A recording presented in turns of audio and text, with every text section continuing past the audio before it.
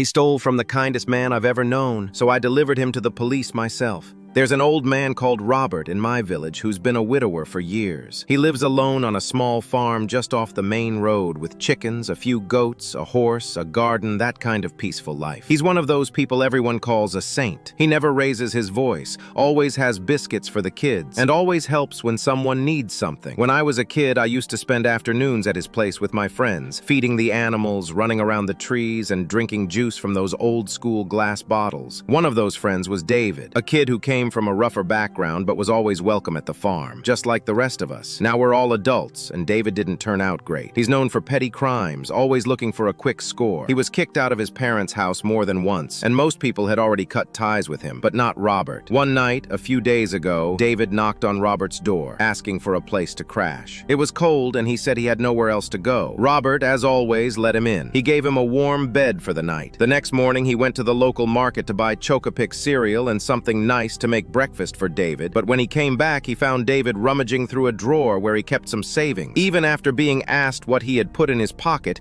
David said no and took off. That broke something in me. Me and another friend who also grew up going to that farm tracked him down and pretended we didn't know anything. I offered him a ride, and he said yes, as we usually do here, but instead of driving him to the center, we drove him straight to the police station. I explained everything to the cops, and they arrested him because he confessed while waiting for Robert to show up. He's now in custody awaiting trial. I hope justice is served. Robert cried in front of us not because of the betrayal, but because, in his words, "I thought you all had forgotten me." That broke my heart so badly. We had stopped visiting as we grew up, just waving instead of stopping by. That made me realize how much of a piece of shit I am too. So now I'm visiting him at least once a month. He may have been robbed that day, but he also got a reminder. Not all of us turned out like David. Some of us remember who raised us and who helped keep us off the streets and away from temptation when we were kids. I protect what matters. Always.